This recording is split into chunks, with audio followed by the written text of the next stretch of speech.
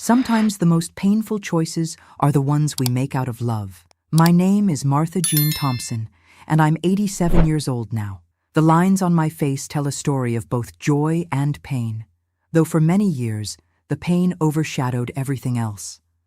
I was born in a small town called Sun City in Arizona back in 1938, during times when women were expected to be satisfied with marriage and motherhood. Perhaps that's why I stayed silent for so long. I met Richard in the spring of 1953. I was just 15 years old, working at my father's drugstore after school. Richard was 22, handsome in his army uniform, having just returned from serving in Korea. He had these piercing blue eyes that seemed to look right through you, and a smile that could charm anyone in town. He'd come in every Thursday afternoon for a chocolate malt, and he'd always leave me a generous tip, winking as he walked out the door. My parents were cautious at first. He was older, after all. But Richard knew how to win people over. He brought my father expensive cigars and helped my mother carry groceries. "Such a gentleman," my mother would say. "You don't find many like him these days." By the time I turned 17, my parents had given their blessing for us to court properly. We married in June of 1956, right after I graduated high school. I still remember my white dress with the lace collar, how my hands trembled as I held my bouquet of white roses and lilies. Everyone in town came to the wedding. Richard was well respected, working at the local bank by then. People said I was lucky to have found such a good man. I believed it too. For the first year, our marriage was everything I dreamed of as a young girl. Richard bought us a small house on the outskirts of town, with a front porch where I'd sit in the evenings, watching the sunset paint the desert landscape in shades of orange and purple. We'd talk about having children, about the life we'd build together in this community. Richard would bring me wildflowers he'd picked on his way home from work, and on weekends, we'd drive to the nearby lake for picnics. The first time he hit me was 2 weeks after I told him I was pregnant. I had burned his breakfast. The eggs were too hard, the toast too dark. It happened so fast. 1 minute I was apologizing. The next, I was on the floor, my cheeks stinging, ears ringing. Richard immediately dropped to his knees beside me, crying, begging forgiveness. "I don't know what came over me," he sobbed. "It'll never happen again, Martha. I swear on my life." I believed him. I had to. There was a baby coming, and in 1957 divorce wasn't something respectable women considered. Besides, I loved him. And when he wasn't angry, he was the same charming man who'd won my heart. But it did happen again and again. Always followed by tears, by promises, by periods of perfect happiness that made me believe things were finally changing. I learned to hide the bruises with makeup, to tell neighbors I'd walked into a door when they noticed my split lip or black eye. "I'm just so clumsy," I'd laugh, while Richard would put his arm around me protectively. When Michael was born in January 1958, I thought things would get better. For a few months, they did. Richard would come home from work and cradle our son, singing lullabies in a voice so tender it brought tears to my eyes. "This is what I've always wanted," he'd whisper. "You've given me everything, Martha." Then Richard lost his job at the bank. He said it was downsizing, but years later I learned he'd been caught taking money from customer accounts. He started drinking heavily, disappearing for days at a time. When he came home, the slightest thing would set him off. Michael crying, dinner not being ready, me asking where he'd been. The first time he hurt Michael, our son was just 18 months old. Michael had knocked over Richard's whiskey glass. Richard grabbed him by his little arm so hard it left finger-shaped bruises. When I tried to intervene, Richard threw me against the wall, knocking the wind out of me. "If you ever try to leave me," he hissed that night as I lay crying in bed, "I'll find you, and I'll make sure you never see that boy again. Maybe he won't be around for you to see at all." I knew he meant it, the way his eyes looked when he said it, cold, like a snake's. I knew it wasn't just the alcohol talking. For 3 more years, I endured it. I tried everything, being the perfect wife, keeping Michael quiet when Richard was home, reaching out to my pastor who told me to pray harder and be more submissive. Nothing helped. My salvation came in the form of my sister Caroline, who lived in Minneapolis. She'd come to visit for Michael's 4th birthday and immediately noticed something was wrong. When Richard went out drinking that night, Caroline confronted me. At first, I denied everything. It was shameful, admitting your marriage was a failure, that you couldn't protect your own child. But Caroline wouldn't leave it alone. She showed me the way Michael flinched whenever a door slammed, how he went quiet when Richard's name was mentioned. "This isn't just about you anymore, Martha," she said. "What kind of man will Michael grow up to be if this is all he sees?" That night, after Caroline had gone to sleep in our guest room, I sat by Michael's bed, watching him sleep. His dark lashes rested against his cheeks, his little chest rising and falling. A bruise was still visible on his forearm from where Richard had grabbed him 3 days earlier. In that moment, I knew what I had to do.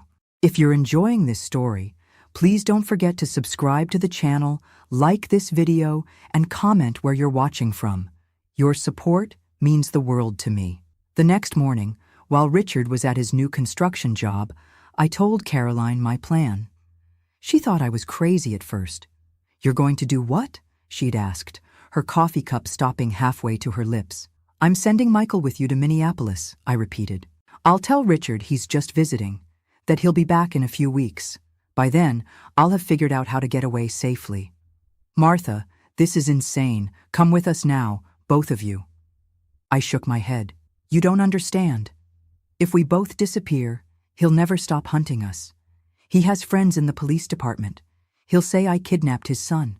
But if I stay, if I can convince him that I've accepted things, I can plan properly. Save money. Find somewhere he'd never think to look," Caroline argued, but eventually understood. The desert had taught me patience. Sometimes to survive, you have to play the long game. We packed a small suitcase for Michael, telling him he was going on a special vacation with his aunt. I put his favorite teddy bear on top, along with a photo of me. The hardest part was keeping my tears from him as I hugged him goodbye. "When are you coming, Mommy?" he asked, his small arms wrapped around my neck. "Soon, sweetheart," I promised.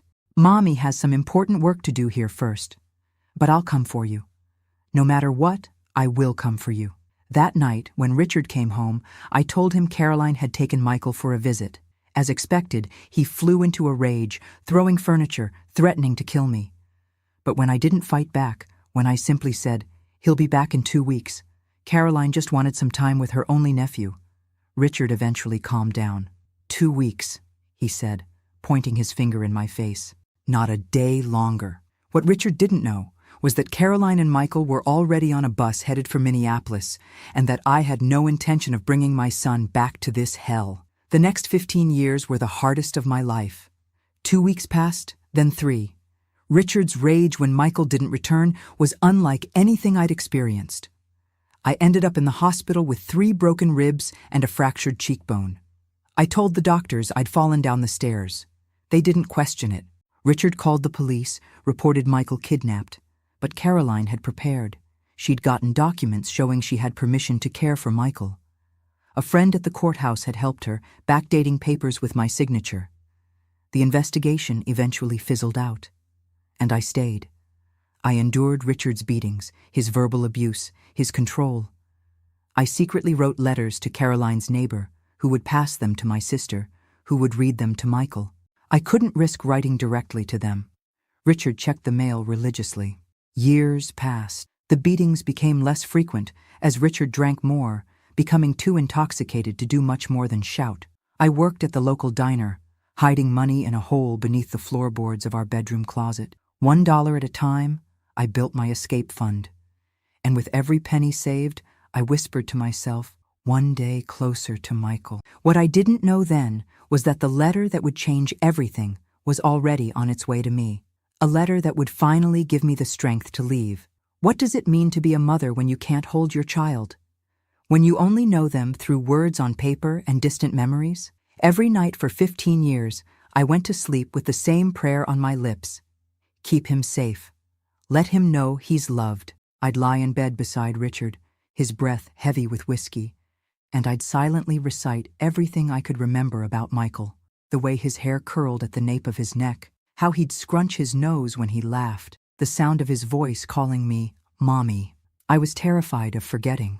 Sometimes, in the dark hours before dawn, I'd trace the outlines of his face in my mind, panic rising when certain details became fuzzy. Did his eyes have that gold fleck in the left iris, or was it the right? Did his laugh have that little hiccup at the end? Or am I mixing that up with the neighbor's boy? The letters were my lifeline. Every month, if I was lucky, I'd receive one from Mrs. Abernathy, Caroline's neighbor, who had agreed to be our secret conduit. She'd send innocent-looking envelopes addressed from a Quilting Circle newsletter. Richard never suspected a thing. He'd toss the mail on the kitchen table and return to his newspaper or bottle.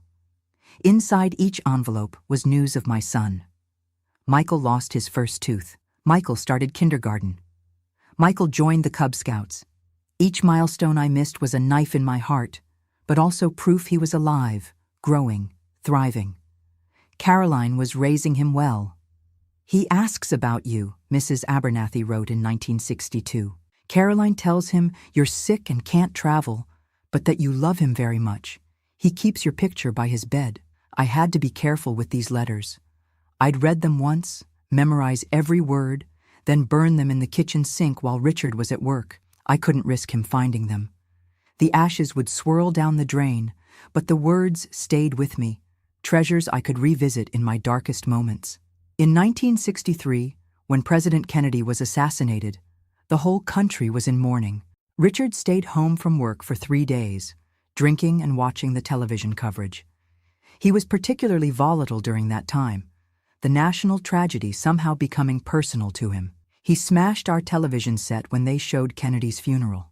I had to clean up the glass while he passed out on the couch. During those years, I aged decades. By 1965, at just 27, strangers often thought I was in my late 30s. The constant stress, the hypervigilance required to navigate life with Richard, the grief of separation from my child. They all etched themselves into my face, into my very bones. I worked at Rosie's Diner 6 days a week. Rosie herself was a tough old bird who didn't ask questions when I showed up with bruises. But she'd give me extra shifts when Richard went on his benders and sometimes slipped me a little extra cash. For your rainy day fund, she'd wink. She didn't know what I was saving for, but she knew I needed an escape route.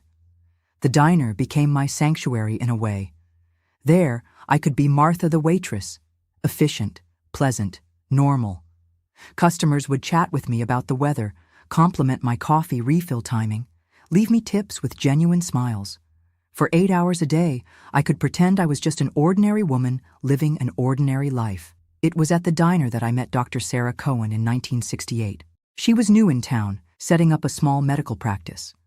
Unlike the other doctors in our conservative community, she was a woman, unmarried, and didn't attend church. The town gossips had a field day. Dr. Cohen would come in every Wednesday for lunch, always ordering the same thing: a turkey sandwich on rye, no mayo, and black coffee. She'd bring medical journals, reading while she ate. One day, she looked up as I refilled her coffee and said, "That wrist needs an X-ray." I'd sprained it the night before when Richard had twisted my arm behind my back. I'd wrapped it tightly with an ace bandage and come to work anyway. "It's nothing," I said quickly. "Just clumsy me." She held my gaze for a long moment, then said quietly, "My office is open until 7 on Thursdays. No appointment needed." I never went to her office. I couldn't risk Richard finding out. But Dr. Cohen kept coming to the diner, and sometimes she'd leave pamphlets under her plate with her tip. Information about a women's shelter in Phoenix, about legal aid.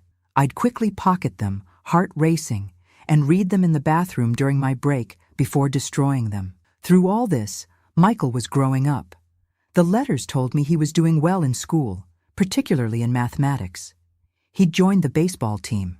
He had his first girlfriend at 13, a girl named Penny with red hair and freckles. Caroline made sure he got braces when he needed them, took him fishing on weekends, helped him with homework. "He's becoming quite the young man," Mrs. Abernathy wrote in 1970. "He's taller than Caroline now. His voice has changed. Caroline says sometimes when he's concentrating hard on something, he gets this little furrow between his eyebrows, just like you." That letter made me sob so hard I had to run the shower to mask the sound. My baby wasn't a baby anymore. He was 16, almost a man, and I had missed it all. The hardest part was knowing he might hate me. What had Caroline told him as he got older? Did he understand why I'd sent him away but stayed behind myself? Or did he think I'd abandoned him? The thought tortured me. Richard's violence ebbed and flowed over the years. As the 1960s gave way to the 1970s, he drank more but hit less. He'd lost his construction job and now worked sporadically when someone was desperate enough to hire him. Our house, once the pride of my housekeeping efforts, deteriorated along with our marriage. The desert sun blistered the paint, the roof leaked, the yard became overgrown with scrubby desert plants. I kept working, kept saving.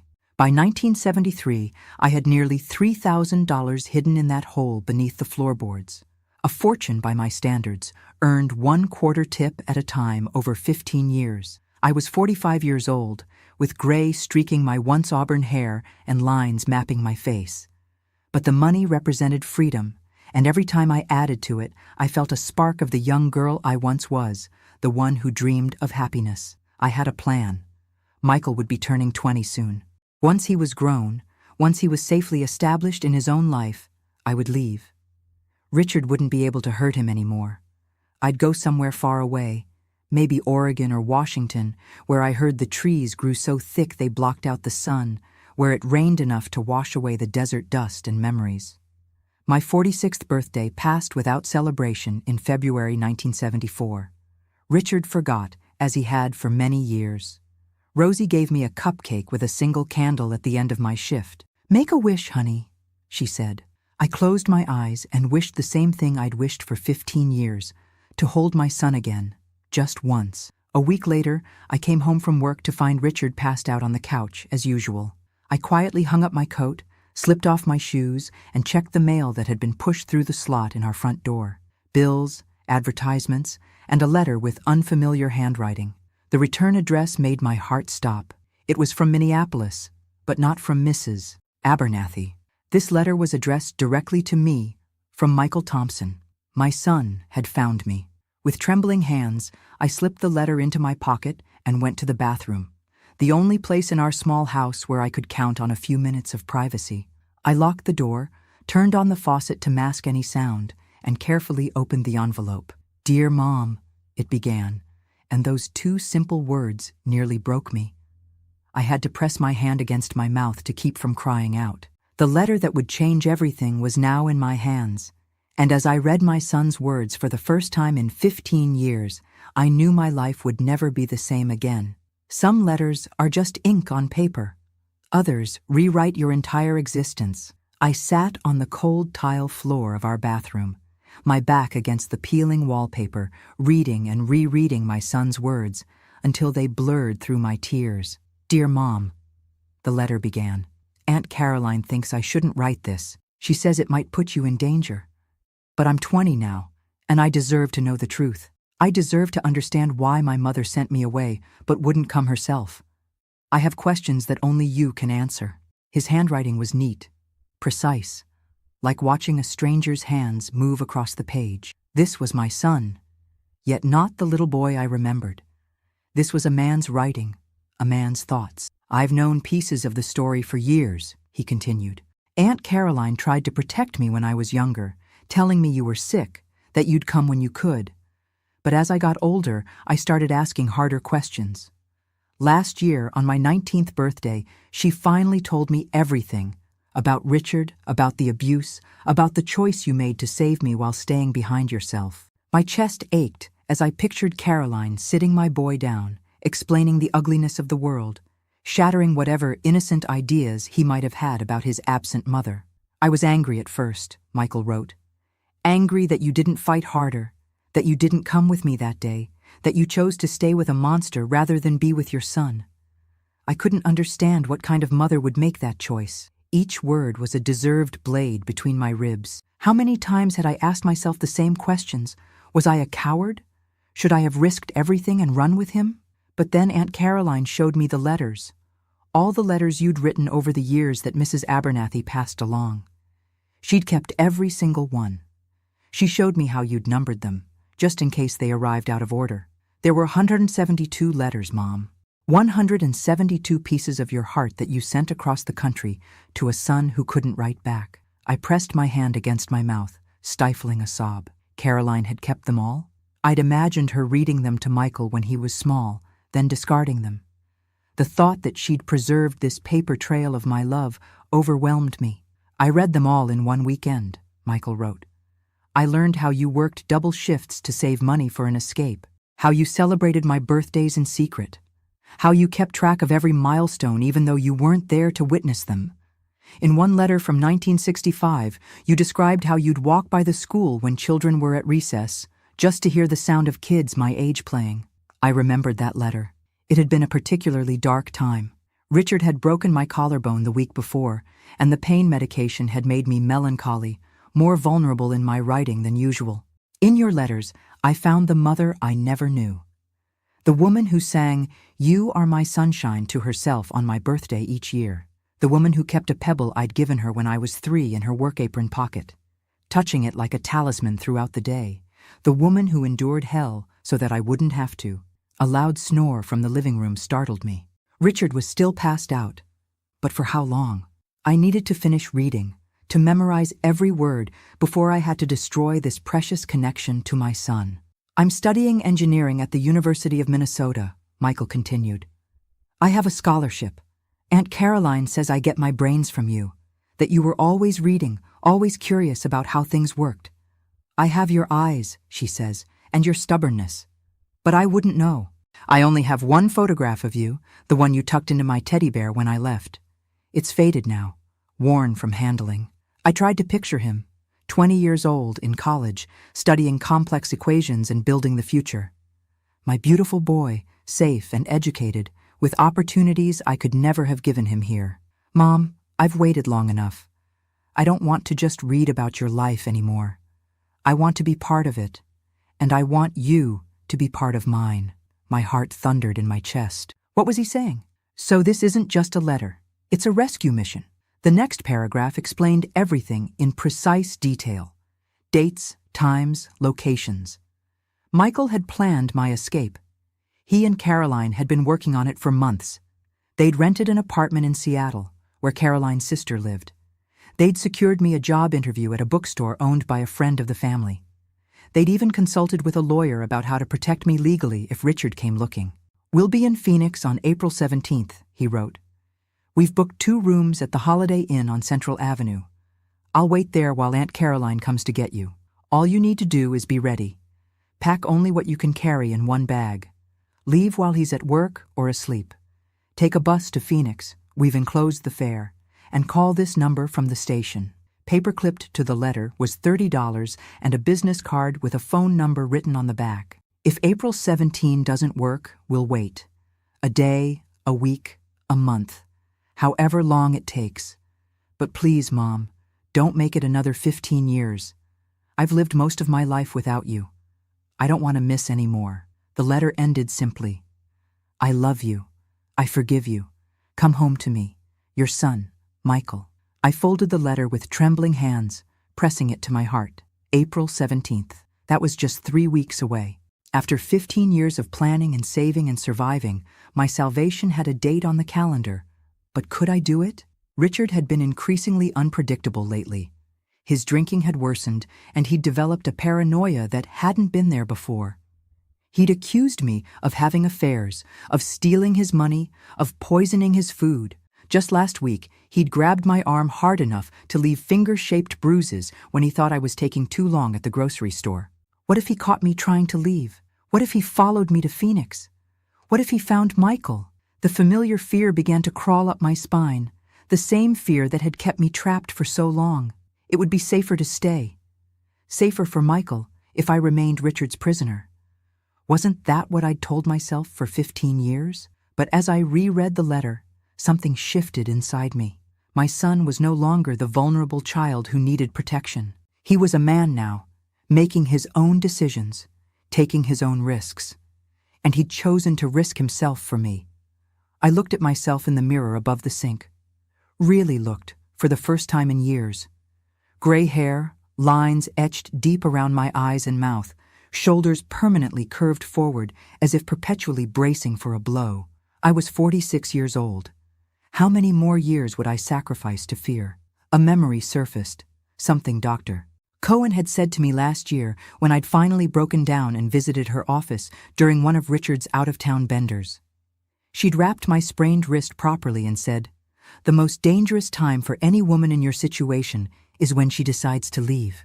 But the second most dangerous is every single day she stays." I tucked the letter into my bra, close to my skin.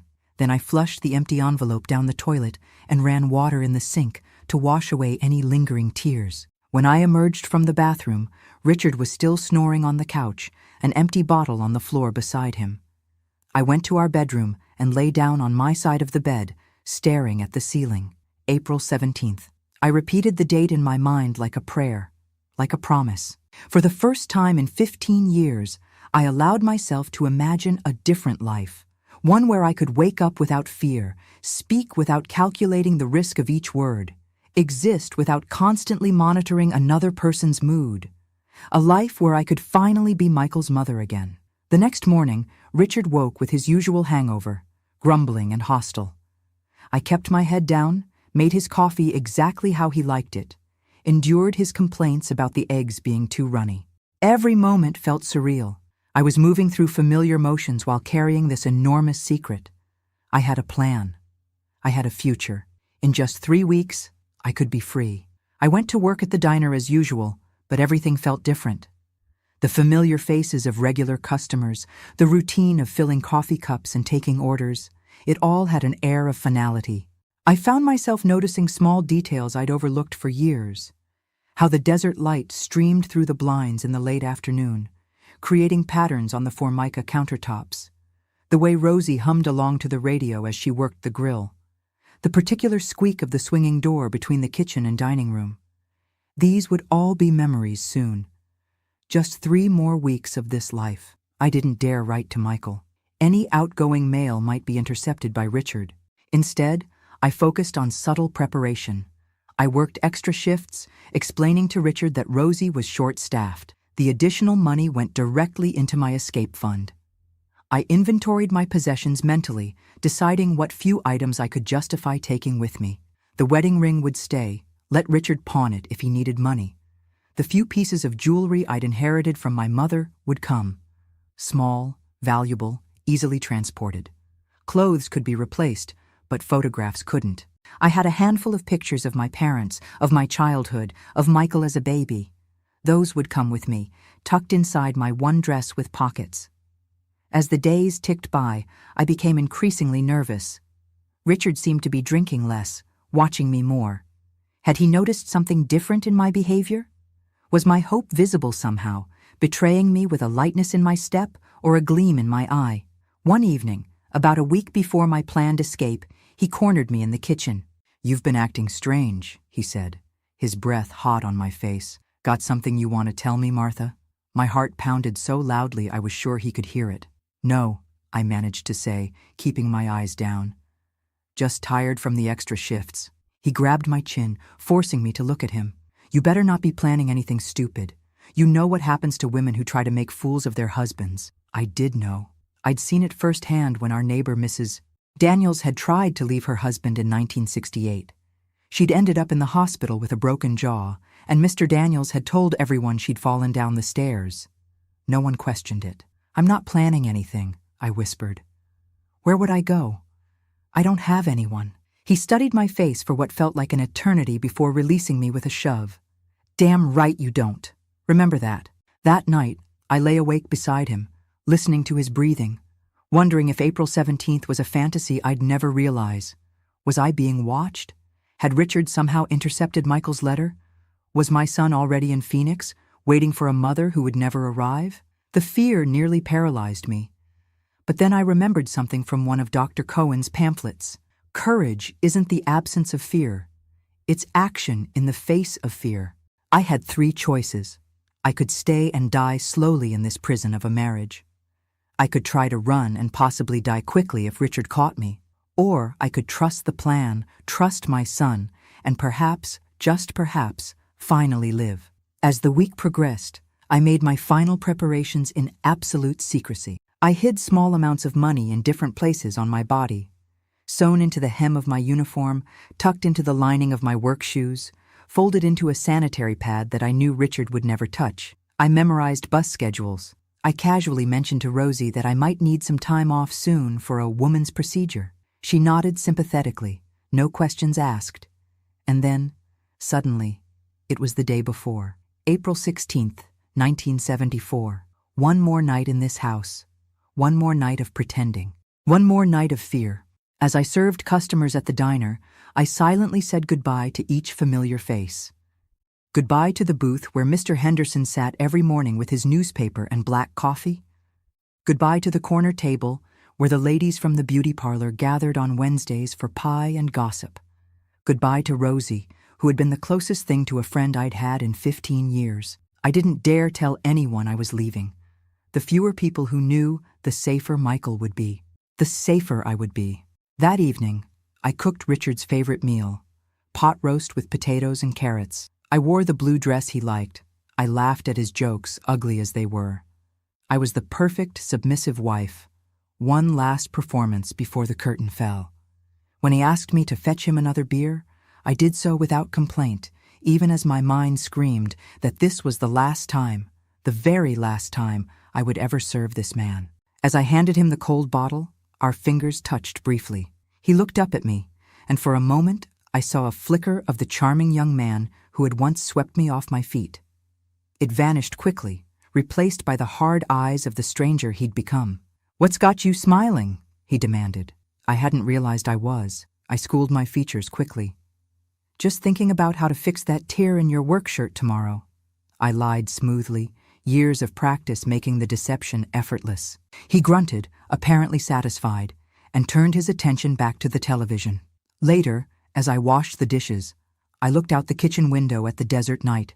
The stars were impossibly bright against the black sky. Somewhere out there, my son was waiting for me. After 15 years of darkness, dawn was finally breaking. Tomorrow, the letter that had changed everything would fulfill its promise. Tomorrow, I would finally be free. There are moments when time seems to stop, when past and future collapse into a single heartbeat of possibility. April 17th, 1974, dawned like any other day in Arizona, the sun rising harsh and golden over the desert landscape. But for me, it was the day the world would change forever. I woke before Richard, my entire body humming with adrenaline.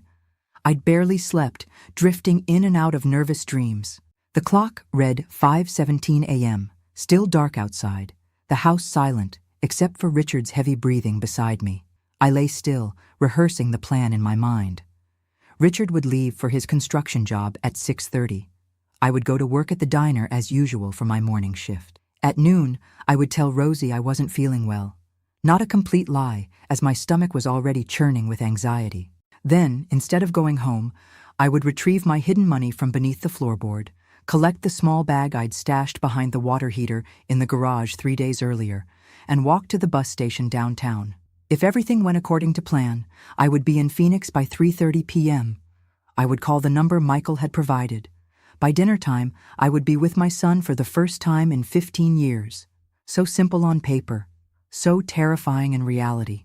Richard stirred beside me, and I immediately closed my eyes, pretending to sleep. He grunted, rolled over, and the bed creaked as he stood. I listened to his footsteps padding to the bathroom, the sound of water running, the flush of the toilet, ordinary morning sounds that had been the soundtrack to my imprisoned life. I waited until I heard him in the kitchen before I rose, dressing quickly in the uniform I'd laid out the night before. Nothing unusual, nothing that would trigger his suspicion. I joined him downstairs, made his coffee, fried his eggs, buttered his toast, the same routine I'd performed thousands of times before. "Working late tonight?" Richard asked, not looking up from his newspaper. My heart stuttered. "No, just the morning shift." "Why?" He shrugged. "Thought Rosie might need extra help. It's Friday." "She hasn't said anything," I replied, keeping my voice level while my mind raced. Did he suspect something? Had he somehow intercepted Michael's letter after all? "Well, if she asks, you should take it. We could use the money." He drained his coffee cup and stood, grabbing his lunch pail from the counter. "Don't wait up if I'm late. The guys were talking about getting a drink after work." Relief flooded through me. He was planning to go out drinking, which meant he wouldn't be checking on me until much later tonight. By then, I would be long gone. "Have a good day," I said, The same words I'd said every morning for nearly 2 decades. He grunted in response and left without a backward glance. The front door slammed, and I heard his truck engine rumble to life, then fade as he drove away. I stood in the kitchen, suddenly overwhelmed by the enormity of what I was about to do. My legs felt weak, and I gripped the edge of the counter to steady myself. Was I really going to leave? After all these years of planning and dreaming and saving, was I brave enough to actually walk out that door and never return? Michael's letter was still tucked inside my bra, close to my heart. I took it out and reread it one more time, drawing strength from his words. I love you. I forgive you. Come home to me.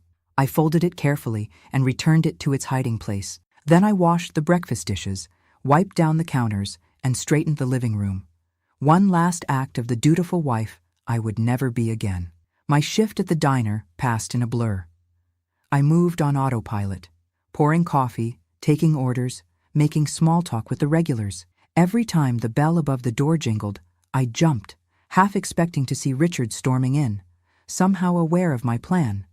But it was never him, just customers coming and going on an ordinary Friday. At precisely noon, I approached Rosie at the grill.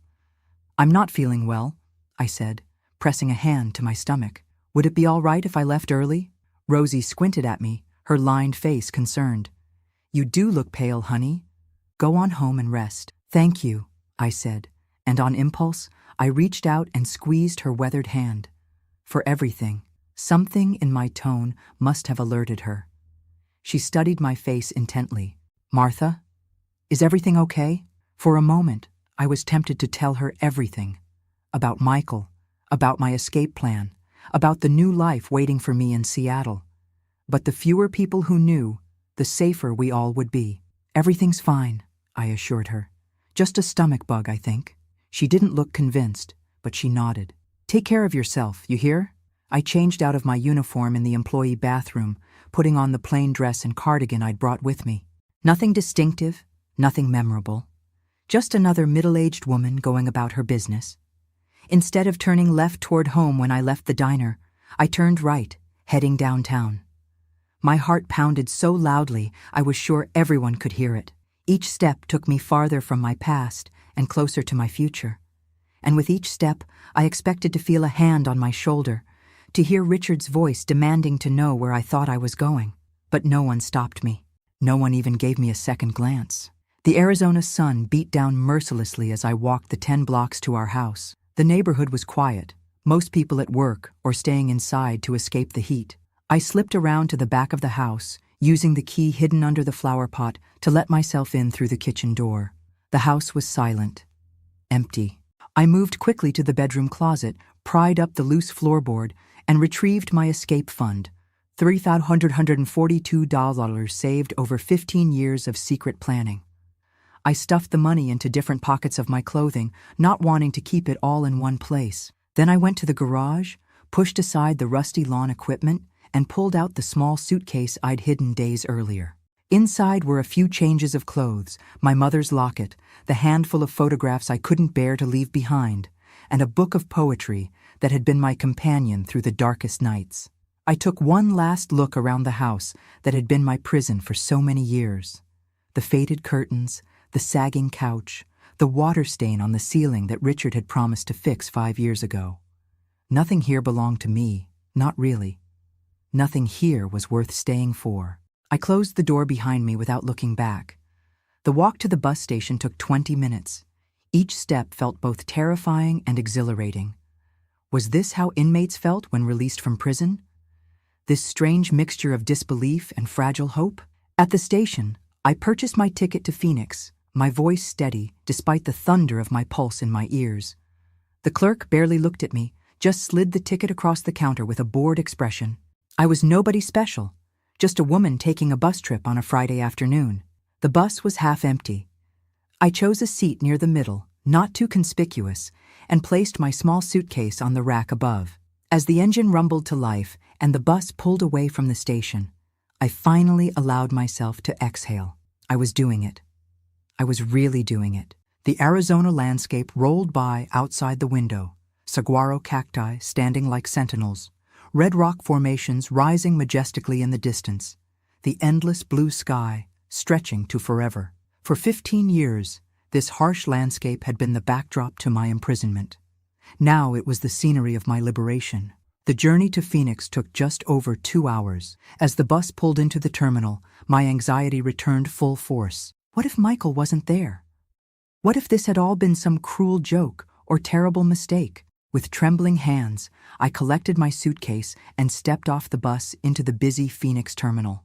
Following the instructions in Michael's letter, I found a payphone and dialed the number with fingers that didn't seem to belong to me. It rang once, twice, 3 times. My throat closed with panic.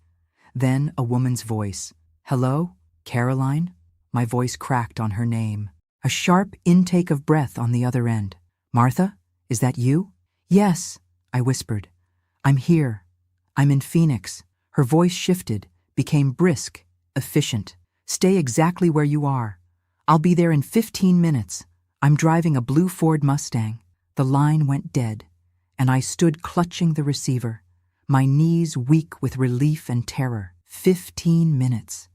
After 15 years, just 15 more minutes. I sat on a bench outside the terminal, my suitcase clutched on my lap, watching every car that approached. A blue Mustang pulled up to the curb, and a woman stepped out, tall, with auburn hair streaked with silver. Caroline, my sister, 15 years older, but instantly recognizable. Our eyes met, and time seemed to stop. Then she was rushing toward me, and I was standing, and we were clinging to each other, both of us crying. "You came," she kept saying. "You really came." "Is he here?" I asked, pulling back to search her face. "Is Michael here?" She nodded, wiping tears from her cheeks. "At the hotel. He wanted to come, but we thought it safer if I came alone. Less conspicuous." She helped me into the car, stowed my small suitcase in the trunk, and drove with a confidence I'd forgotten women could possess. The Phoenix streets blurred past as she navigated through traffic, occasionally glancing at me as if to reassure herself I was really there. "He's so nervous," she said with a small laugh. "He's been pacing the hotel room all day. I told him to take a swim in the pool, try to calm down, but he wouldn't leave in case you called." I couldn't speak. My throat was too tight with emotion. "He's amazing, Martha," Caroline continued, perhaps understanding I needed to hear about my son. "Brilliant, kind, stubborn as all get out. He gets that from you. He's going to graduate top of his class next year. Engineering firms are already recruiting him." Pride swelled in my chest. My son, my beautiful boy who had grown into a man while I lived another life. "Does he—" I swallowed hard. "Does he hate me for staying away so long?" Caroline's hands tightened on the steering wheel. "He did, for a while, when he was younger and didn't understand. But not anymore. Now he just wants his mother back." The Holiday Inn appeared ahead, a multi-story building with a neon sign. Caroline pulled into the parking lot and turned off the engine. She reached over and squeezed my hand. "Room 215, she said softly. "He's waiting for you." My legs felt like water as I walked through the lobby, rode the elevator to the second floor, moved down the carpeted hallway. Room 215. I stood before the door, frozen, unable to lift my hand to knock. What if he was disappointed when he saw me? What if the reality of his broken-down, middle-aged mother didn't match whatever image he'd carried all these years? Before I could retreat, the door opened, and there he was, tall, taller than I'd imagined, with broad shoulders and Richard's strong jawline, but my eyes, my mother's curly hair. 20 years old, but with something ancient in his gaze as he looked at me. "Mom?" he said, and his voice was a man's voice, not the little boy's voice that had lived in my memory. "Michael," I whispered. We stood frozen, a universe of loss and longing between us. Then he stepped forward and wrapped his arms around me, and I was enveloped in the embrace of my son, my child who was no longer a child. "You came," he said into my hair, echoing Caroline's words. "You really came." And I broke. 15 years of fear and courage and sacrifice and loss poured out of me as I clung to him, sobbing with the force of a dam breaking. He held me, this strong young man who had once been small enough to carry on my hip, his own tears falling silently. "I'm sorry," I kept saying. "I'm so sorry I sent you away. I'm sorry I stayed behind. I'm sorry for all the years we lost. He pulled back, framing my face with his hands. Hands that were larger than mine now. A man's hands. Don't, he said firmly. You saved my life. You did what you had to do. I understand now. Caroline slipped into the room behind us, quietly closing the door. The three of us sat together as the afternoon turned to evening, talking, crying, sharing the separate lives we'd lived. Michael showed me photographs. Him growing up, graduating high school, his college dormitory. Caroline filled in the gaps of the stories I'd only known through letters. What happens now? I asked eventually. The question that had haunted me since I'd first received Michael's letter. Richard will look for me. Let him, Michael said, a hardness in his voice that reminded me too much of his father. We've thought of everything. The apartment in Seattle is in Caroline's name. The job is arranged through a friend who knows to be discreet. We've consulted a lawyer about a restraining order, and Phoenix police are already watching the bus station in case he follows your trail here, Caroline added. But we're not staying long enough for that to matter. Our flight to Seattle leaves tomorrow morning. Seattle. A city of rain and trees and water. A place where Richard would never think to look for a woman who had spent her entire life in the desert. What about you? I asked Michael. Your studies in Minnesota? He smiled. My smile, I realized with a jolt of recognition. I'm transferring to the University of Washington for my senior year. I'll only be 30 minutes from your new apartment. It was too much to absorb, too perfect to believe. Why are you doing all this? I asked, overwhelmed by their planning, their generosity, their forgiveness. Michael took my hand, his expression serious. Because you're my mother. Because for 15 years you endured hell to keep me safe. Now it's my turn to keep you safe. Later that night, after Caroline had gone to her own room, Michael and I sat on the balcony of the hotel room, looking out at the Phoenix lights, so different from the stars above our small desert town, yet beautiful in their own way. I have something for you, Michael said, reaching into his pocket. He pulled out a small, worn teddy bear, the same one I had tucked into his suitcase 15 years ago when I sent him away. You kept it, I whispered, taking it with reverent hands. Of course I kept it. It was from you. He hesitated, then added, There's something inside. I turned the bear over and noticed that the seam along its back had been carefully opened and re-sewn. Gently, I parted the stitches and reached inside, pulling out a folded piece of paper. It was the photograph I had given him, the only image of me he'd had for 15 years, faded, creased, worn thin from handling, but still me, smiling at the camera, holding baby Michael in my arms. I looked at it every night before I went to sleep, Michael said quietly. I was afraid I'd forget your face. I couldn't speak through my tears. I carefully refolded the photograph and tucked it back into the bear, my trembling fingers struggling with the small opening. You don't need to put it back, Michael said, covering my hands with his. You're here now, the real thing. That night, I slept better than I had in 15 years, knowing my son was safe in the next bed, knowing that tomorrow would bring a new life far from Richard's reach. For the first time since I was a young girl, I allowed myself to dream of a future. Morning came, bright and full of promise. As we checked out of the hotel, headed to the airport, boarded the plane to Seattle, I kept expecting something to go wrong. For Richard to appear, for police to stop us, for this beautiful dream to shatter. But nothing went wrong. The plane took off, Arizona falling away beneath us, the vast landscape of my imprisonment shrinking to a distant patchwork of desert and mountains. Look, Michael said, pointing out the window as we flew north. It's raining up ahead. I peered past him to see dark clouds in the distance, the shimmer of rainfall beneath them. Rain, something I'd almost forgotten in the arid Southwest. Rain to wash away the dust, to nourish new growth, to begin again. As our plane descended through those clouds toward Seattle, toward my new life, I thought about the letter that had changed everything, how words on paper had finally given me the courage to leave, to reclaim myself, to become a mother again after 15 years of empty arms. I reached for Michael's hand, marveling at how it engulfed mine now, at how our roles had somehow reversed. He the protector, I the protected. But there was comfort in that reversal, a rightness to it. I had kept him safe when he was small and vulnerable. Now he would help keep me safe while I learned to be strong again. "Welcome home, Mom," he said as the wheels touched down on the rainy Seattle runway. Home, not a place, but a person. My son, the child I had sent away to save, the man who had returned to save me. At 46, most women weren't starting over. Most weren't rebuilding a relationship with an adult child they barely knew. Most weren't learning how to live without fear for the first time in decades.